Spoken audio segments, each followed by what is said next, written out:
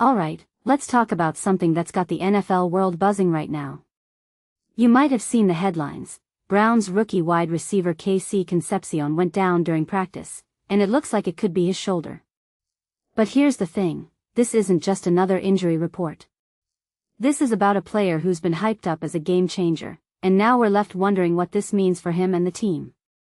Personally, I think this is one of those moments where the narrative around a player starts to shift, and it's not just about the injury itself but what it implies for his future. First off, let's set the scene. It's the 2-minute drill, end of practice, and Concepcion takes a hit from Myles Harden.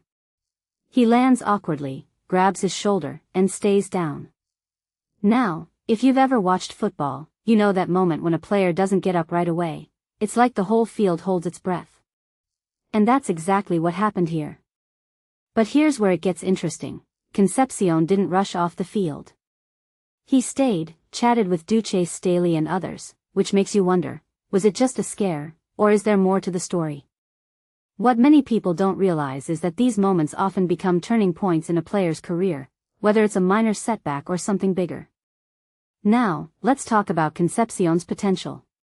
The Browns drafted him in the first round out of Texas A&M, and his college stats are impressive: 61 receptions, 919 yards, 9 touchdowns, and 2 punt return touchdowns in just one season with the Aggies.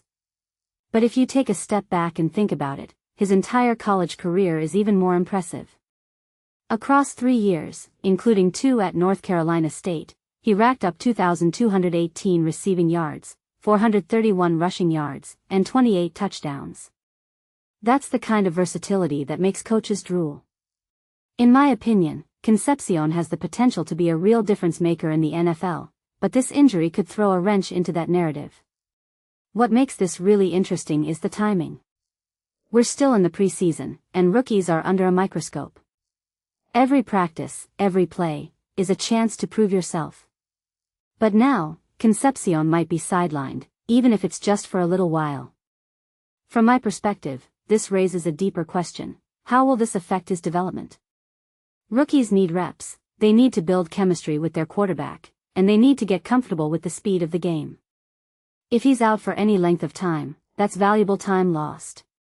And in the NFL, time is something you can't get back. One thing that immediately stands out is how the Browns handle this.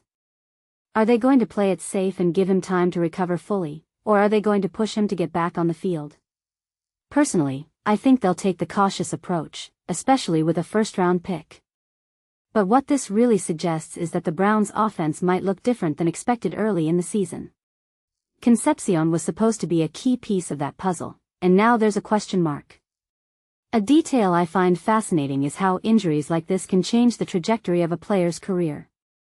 Look at someone like Odell Beckham Jr. His injuries early on with the Giants and Browns definitely impacted his long-term potential. Now, I'm not saying Concepcion is headed down the same path, but it's a reminder that even the most promising careers can be derailed by something as simple as a bad landing. If you think about it, this is why the NFL is so unpredictable. One moment can change everything. So, where does this leave us? Honestly, it's too early to tell. We don't know the severity of the injury, and until we do, it's all speculation. But what I can say is this: KC Concepcion's rookie season just got a lot more interesting. Whether this is a minor setback or something more serious, it's going to be a storyline to watch.